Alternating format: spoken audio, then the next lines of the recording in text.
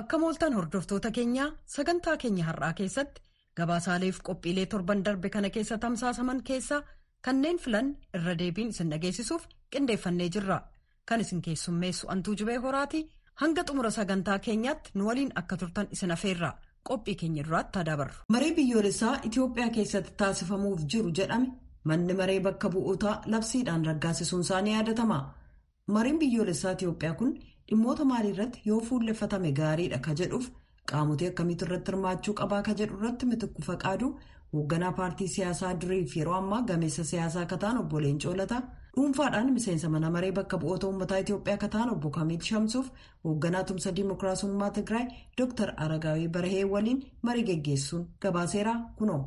Rakkoo siyaas-dinagdee Itoophiyaa keessa yeroo dheeraaf turee fi ammas itti jiruuf yeroo garaagaraatti dhaabbileen idil-addunyaa dhaabbileen siyaasaa biyya keessaa fi hayyoonni mariin furmaata akka ta'uuf irra deddeebiin kaasaa turuun isaanii ni yaadatama. Obbo Leencoo Lataa turtii sagalee Ameerikaa waliin taasisaniin mariin biyyaalessaa kan taasifamu sirna dimookiraasii gadhaabuuf haala mijeessuufi jechuun ibsu. Mariin biyyoolessaa ka godhamuu fi sirna dimookiraasii gadhaabuuf haala aanjessuufi.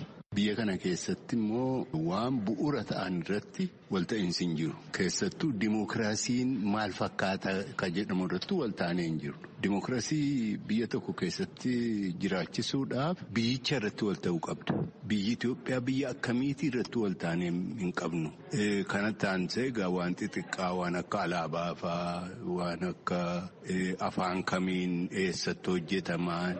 Faan mirgi hambummaa mirgi citizenship rights jara kana irratti waliin taane kana saaqamee dirreetti wal gabbaafnee tarii waan irratti wal taanu yoo argame sana booddee heera biyyaa tumannee walii wajjin bullaa jechuudha. Dhaaba Dimookiraasii Tigraayitti dura taa'aa kan ta'an Dr. Aragaawii Barhee Gamasaaniin mariin biyyaalessaa Itoophiyaatti amma gaggeeffamuuf jiru gaaffii yeroo dheeraaf gaafatamaa ture ta'us rakkoo biyya kanaa ni fura jennees amanna. Koomishiniin maricha gaggeessu ammayyuu deemsarra jiraatullee ajandaawwan marii osoo ta'an kan jedhan haalatti aanuun ibsu. በእኛ በኩል በቅድሚያ ሀገራችን ያጣችው የህዝብ የሚቆጣጠረው ስርዓተ መንግስት መመስረት ነው። karaa keenyaan dursa irratti biyyi keenya kan dhabde sirna mootummaa uummanni to'atudha. Hanga ammaatti akkuma beekamu namoonni dhuunfaan yookaan gareen gara aangootti dhufuutu ture. Hanga ammaattis sirni mootummaa uummanni to'atu hin turre. Kanaafis immoo uummata ijaarame barbaachisa. Marii sirna akkasii jijjiiruu jalqaba irratti otoo taasifame waan guddaadha jennee yaanna. Gaaffiiwwan baay'eetu jiru. Tokkoffaa dhimma caaseffama federaalaa, lammaffaa waa'ee alaabaa, sadaffaa dhimma mirgoonni namummaa fi diimokiraasii kabajamuu sirni akkasii akka jiraatuuf irratti mari'atamee waliigalteerra akka ga'amu barbaanna.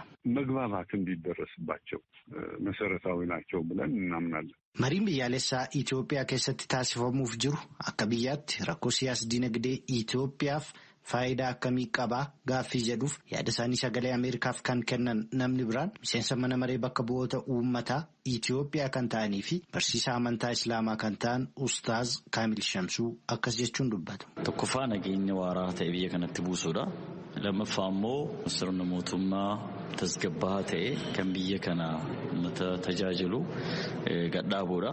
Inni sadaffaan immoo dinagdee hunda hirmaachisaa ta'e tokko uumuudha.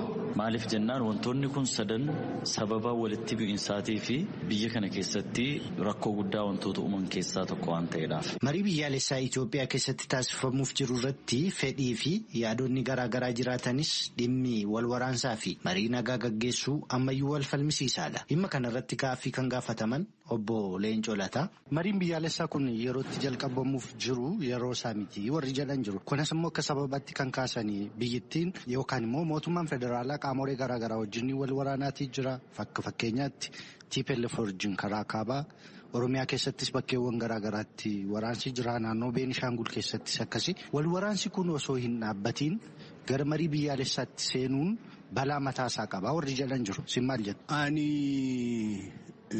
mariin biyyoolessaa kun akkaataa gaaffii lola maddisiise kanaafiyyuu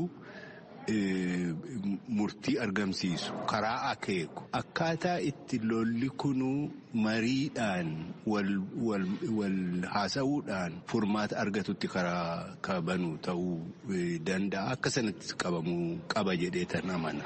Isa kamtu dursuu qaba? Marii moo waraana dhaabuutu dursuu qaba? Osoo danda'ame waraana dhaabuutu dursa.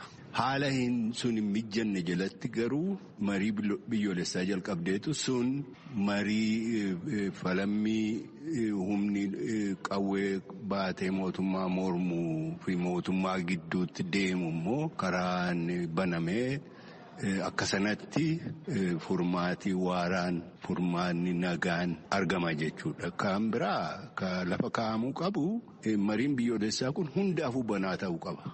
Garuu namni dirqamee dhufuu hin qabu.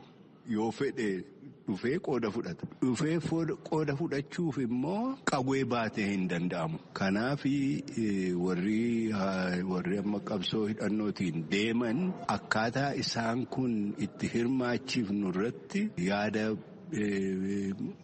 haaraa, yaada murteessaa maddisiisuun barbaachisaadha. Dooktar Aragaawii Barhee gama isaaniin marii biyyaalessaa deemsifamuuf jiru irratti qaamoleen fedhii isaanii karaa meeshaa waraanaan kabachiifachuuf qabsoofna jedhan marii kana keessatti hirmaachuu hin qaban jennee amanna jechuun himu. በእኛ በኩል አካታች መሆን አለበት የሚለው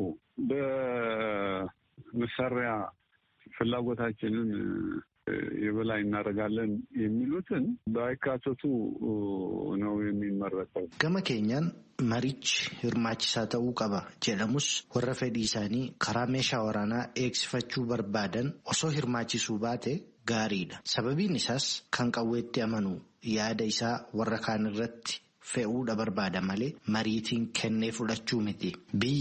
Biyya kan godhu immoo murtoo uummataa harka caalaan fudhachuun kennanii fudhachuutti amanuudha. Kanaafuu gareen waraanatti amanan marii kanarratti osoo hin hirmaatan ta'e filatama. Gareen kun ni hirmaanna yoo jedhan garuu yaada karaa nagaa fi marii kanaa fudhatanii meeshaa waraanaa isaanii lafa kaa'anii hirmaachuu danda'u jedheen amana. መሳሪያቸውን ጥለው ሊሳተፉ ይችላሉ ብዬ ነው የማምነው. Erga mariin kun furmaata nageenya waaraa biyya kanaa ta'uu walii gallee qaama tokko bakkeetti dhiisne qaamni biroon yoo mari'ate ammas furmaata fida jedheen amanu.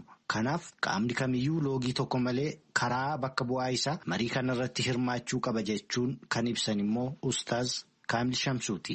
Ani inni karaa nagaa qabsaa'us inni karaa rasaasaatiin mirga sabaa kabachiisedhee qabsaa'us inni kaabaan inni kibbaa inni bahaan inni dhihaa hundi lammii biyyattii kanaa irratti hirmaachuu qabaan jedha. Rakkoo iddoo tokko jiru iddoon tokko nagaa ta'uu waan hin dandeenyeedhaaf hundi namaayyuu akka inni irratti hirmaatu ulaan banaa ta'uu qaba. Mariin biyyaalessaa amma taasifamuuf jiru kun aadaa siyaasa biyya kana keessa jiruu fi ture jijjiiruu qaba jedheen amana jechuun ibsu obbo Leencoo Lataa gama isaaniin. Mariin biyyoolessaa tokko kan inni irratti xiyyeeffatee hojjechuu qabu aadaa politikaa jijjiiruudha. Aadaa politikaa Itoophiyaa keessaa tokko wal amanuun dhabamuudha. Wal shakkuun baay'achuudha. Kun akkamittitu irra aannaa akkamittitu kan ammoo wal amanuudhaaf wal abdachuudhaaf bakka buufna kan jedhu irratti mariidhaan dhufa malee kun awaajiidhaan dhufu. Gabaasa sagalee Ameerikaaf Finfinneerraa Mitikuu Fiqaaduu.